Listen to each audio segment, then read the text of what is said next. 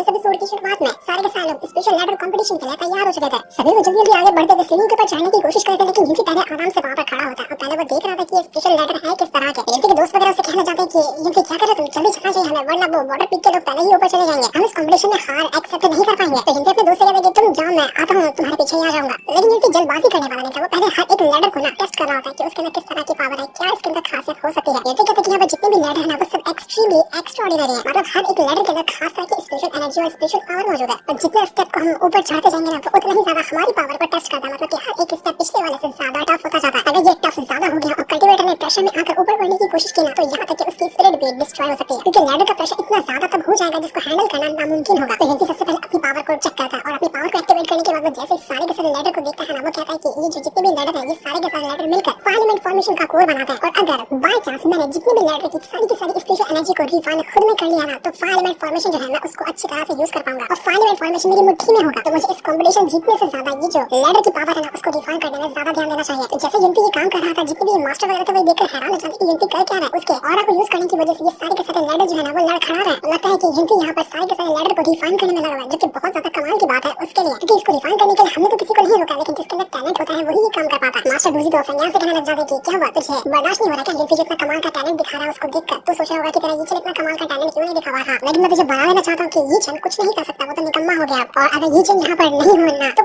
0% chance है तेरे water pick का इस कंपटीशन में अच्छा परफॉर्मेंस दिखाने का, क्योंकि तेरे वाटर पिक के अंदर सिर्फ वही था जो अच्छा परफॉर्मेंस दिखाता था, उसके बाद किसी के अंदर भी दम नहीं है। और तभी वहाँ पर ये चंद अपने बंदों को लेकर पहुंच जाता है। बाकी मास्टर और डूजी ये देखकर हैरान हो जाते कि नहीं ये नहीं हो सकता, ये चंद यहाँ पर कैसे आ गया, ये तो बिल्कुल अधमरा था ना, इसके कल्टीवेशन वगैरह सब डिस्ट्रॉय हो गई थी, तो फिर ये उठकर कैसे आ पाया। ये चंद और उसके दोस्त वगैरह थे वो तुरंत यहाँ पर लैडर के ऊपर चढ़ने लग जाते हैं, और जो लोग भी बेचारे पहले के डिसाइपल कुछ स्टेप को पूरा किए थे ना वो उनको धक्का मारकर फेंक देते कि जो भी हमारे रास्ते में आएगा हम सबको मार देंगे, क्योंकि टॉप पर जाना तो हमारा ही हक है। सही है, तो काफी ज्यादा खुश था, वो कहने लग जाता है बाकी के मास्टर वगैरह से क्या हुआ, हवा निकल गई है, बड़ा कह रहे देखिए ये चंद नहीं आएगा, वो तो ऐसा हो गया, वो तो वैसा हो गया, लेकिन देख लिया ये चंद जलवा, अब वो आया भी है और अब आकर अच्छा परफॉर्मेंस दिखाते हुए कंपटीशन को फर्स्ट रैंक से जीतेगा भी। तो उधर ये चंद जो होता है वो यूकी के दोस्त को यानी कि कियानी को जो भाई होता है ना उसको उठाकर सीधा नीचे फेंक देता है। तो कियानी देखकर काफी ज्यादा गुस्सा हो चुका था कि ये चंद तुमने करके अच्छा नहीं किया, आखिर तो आया कैसे, तो कल्टीवेशन डिस्ट्रॉय कर दी थी यूकी ने, और तू आकर यहाँ पर सभी को परेशान क्यों कर रहा है। ये चंद खाली यहाँ पर ऐसा नहीं आया था, बल्कि जो आया था ना उसका ब्रेक थ्रू भी हुआ था, वो अब यहाँ पर सेलेस्टियल रैंक के ऊपर पहुंच चुका है। सब लोग इस बात को डाइजेस्ट नहीं कर पाए थे कि ये पॉसिबल कैसे है, जिसकी कल्टीवेशन खत्म हो गई थी वो सेलेस्टियल रैंक पे कैसे चला गया। सारे मास्टर वगैरह जो थे वो यहाँ से कहने लगे कि बता आखिर तूने किया तो किया गया कैसे,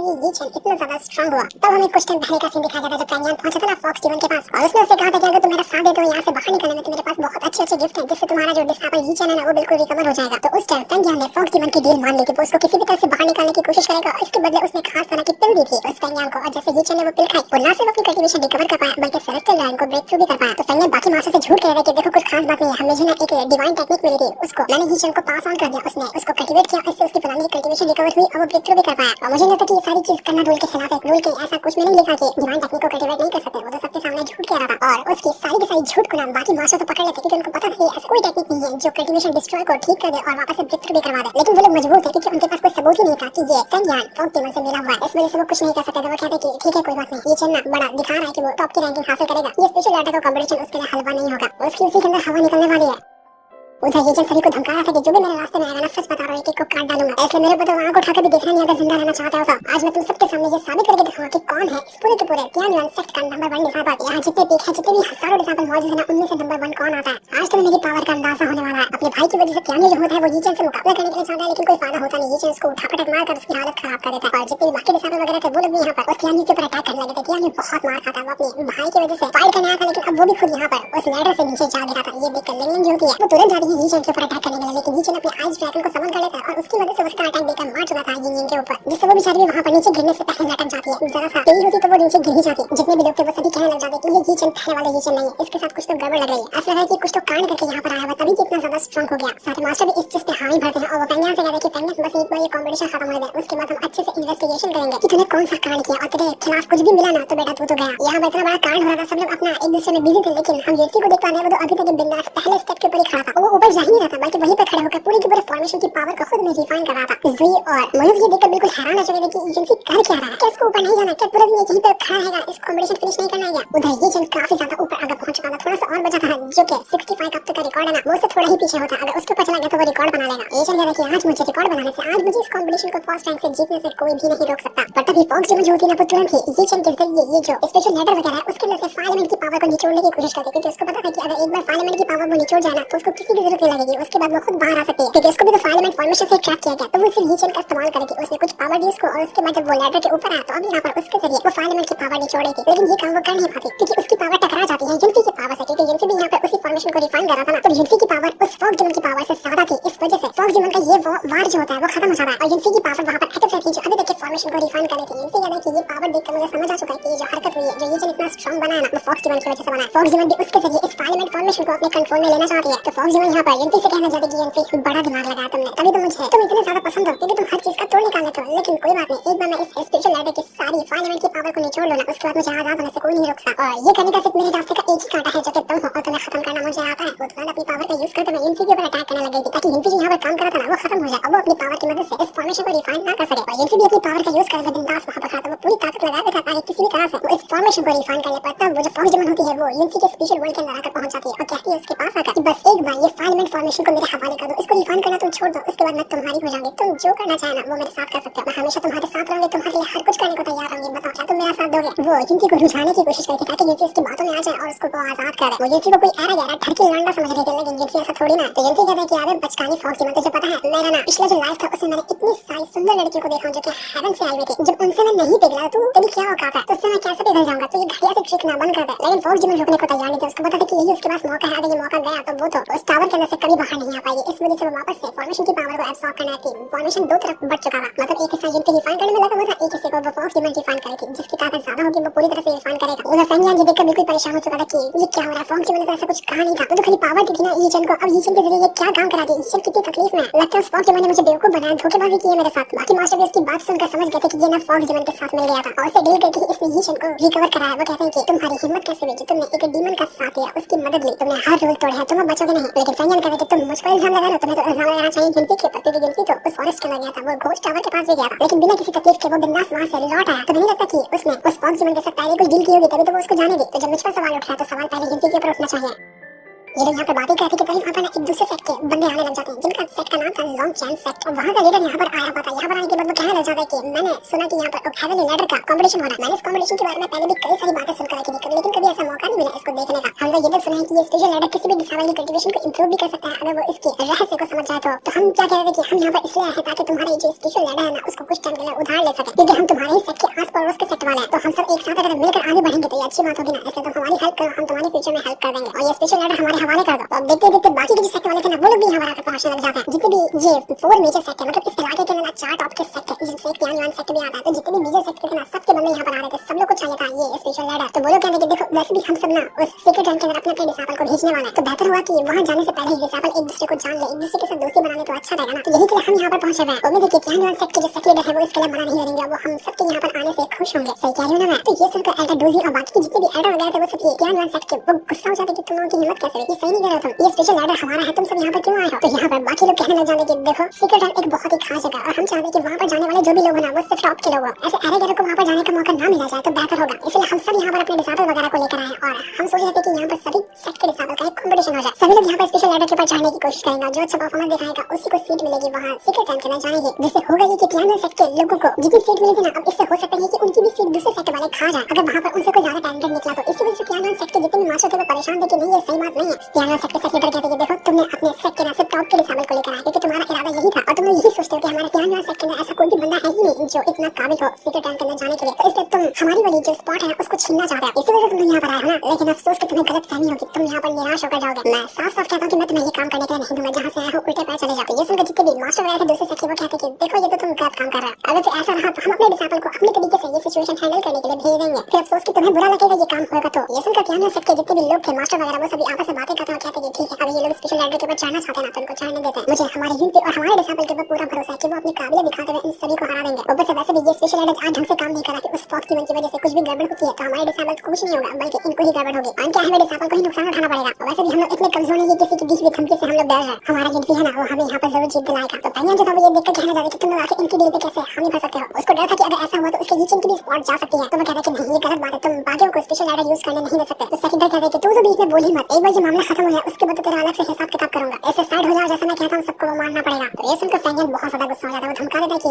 देखे ना सेलेडर, बहुत उछल रहा है ना, तो कुछ ही दिन के अंदर तेरा ये सेक्टर बर्बाद होगा, किसी भी तरह से ये बर्बाद होने वाला है। सेलेडर अपने सारे के सारे हिसाब से कहते हैं कि देखो, इस कॉम्पिटिशन में अंदर बाकी 3 सेक्टर भी शामिल होने वाला है, लेकिन जिस तरह से मैंने तुम लोगों से उम्मीद लगाई थी ना कि तुम अपनी काबिलियत पे भरोसा करते हुए इस कॉम्पिटिशन को जीतोगे, मैं चाहता हूँ कि अब तुम इसको और ज्यादा इंप्रूव करो और ज्यादा जान लगा दो, दिखा दो तुम लोग कि बाकी के जितने भी सेक्टर वाले जो यहाँ पर तुम्हें कमजोर समझते हुए आए हैं ना, उनको मुंह की खानी पड़े। मुझे तुम लोगों के ऊपर पूरा भरोसा है कि तुम अच्छा परफॉर्मेंस दिखाओगे। तो अब एक बार फिर से ये कॉम्पिटिशन शुरू हो चुका था। उन्हीं में वो किन आन भी होता है, जिसके साथ यिनफी का पहले भी मुकाबला हुआ था और यिनफी इसको बहुत मारा था ना। तो यहाँ पर वो किन आन फाइट करने आया था यिनफी के साथ। वो कॉम्पिटिशन से ज्यादा यिनफी की जान लेने पहुंचा था। और जैसे वो अटैक करने वाला था, एडा डूजी उसको वहां पर रोक लेता है कि तुम ऐसा नहीं कर सकते, तुम यहाँ पर कॉम्पिटिशन लड़ने के लिए आए हो, वही काम करो। बाकी लोग यहाँ पर किन आन की जो मास्टर होती है उसको रहने जाने के देखो, रोल मत तोड़ो, तुम्हारा डिसेबल अटैक करने जा रहा है, जो कि गलत बात है। तो किन आन की मास्टर से कहती है कि ना थोड़ा सा बर्दाश्त कर लो, यहाँ वही कोई कॉम्पिटिशन खत्म हो जाने दो, उसमें अच्छा परफॉर्मेंस दिखाओ, टॉप रैंक हासिल करो, उसके बाद तुम आराम से इस यिनफी का गेम बजा देना, फिर देखते हैं कि तुम्हें कौन ही रोकने के लिए आता था। तो बिंदास परमिशन होगी। तो बिना यिनफी को धमकाते हुए जाते कि यिनफी तेरा इंतजार करूंगा टॉप 4 के ऊपर, वहां पर आ जाना मुझसे मिलने के लिए, अगर तेरे अंदर हिम्मत हुई तो। तब जो काम कुछ टाइम पहले यीचन करा था ना, वही काम अब किन आन करने लग जाता। जितने भी डिसेबल वगैरह पहले जितने सीढ़ी चढ़ चुके थे वो उनको लात मार मार के फेंक देता और बिंदास वो ऊपर जाने लग गया था ताकि टॉप की रैंकिंग अब उसकी हो। देखते ही देखते कुछ ही टाइम के अंदर वो जो किन आन होता है ना, 55 स्टेप के ऊपर आकर पहुंच चुका था और अब तक का रिकॉर्ड है 65 का। वहां पे यिनिंग भी मौजूद होती है,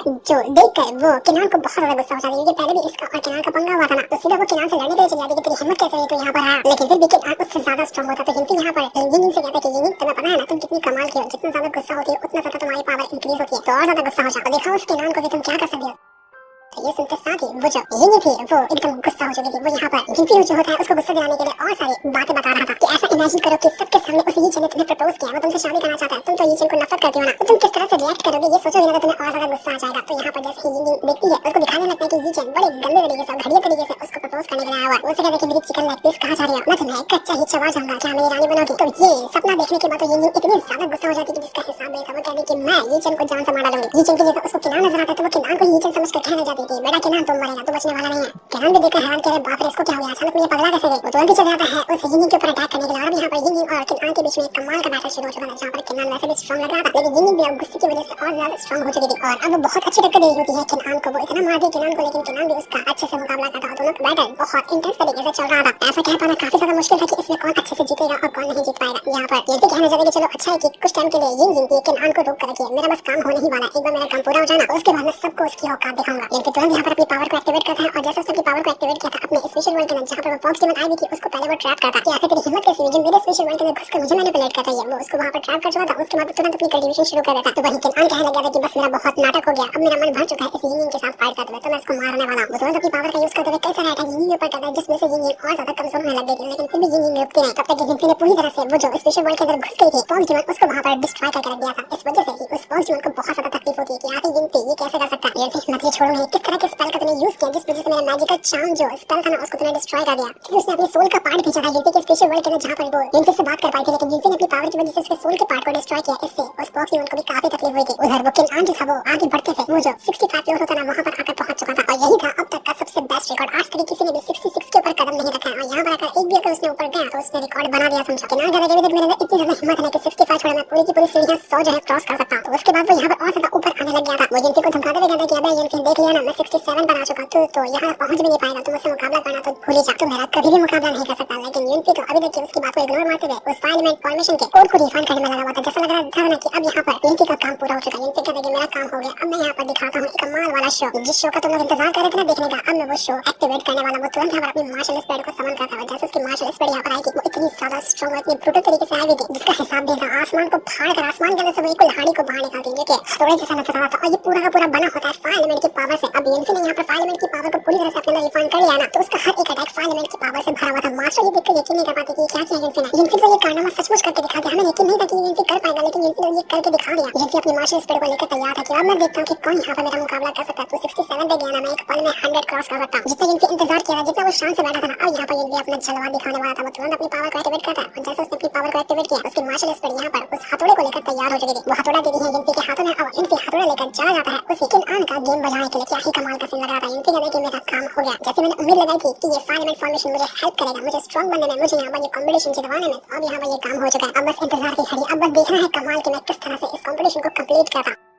सारे के सालों ये चीज देखकर बिल्कुल हैरान रह चुके थे। उनको यकीन ही नहीं होता कि जिनकी अचानक में इतना ज्यादा स्ट्रॉन्ग कैसे हो गया। उनके अंदर एक दहशत फैल चुकी थी। वो समझ चुके थे कि जिनकी जब इतना स्ट्रॉन्ग बना तो अब ये किसी को नहीं छोड़ेगा। अब तो किनान की वाट लगने वाली है। वो जितना ऊपर गया था उतना ही आसानी से जिनकी उसको फेंक देगा। लेकिन किस तरह से जिनकी अपना जलवा दिखाने वाला है वो तो अभी हमें नहीं दिखाया जाता। वो हमें पता चलेगा नेक्स्ट एपिसोड के अंदर जिस सीन को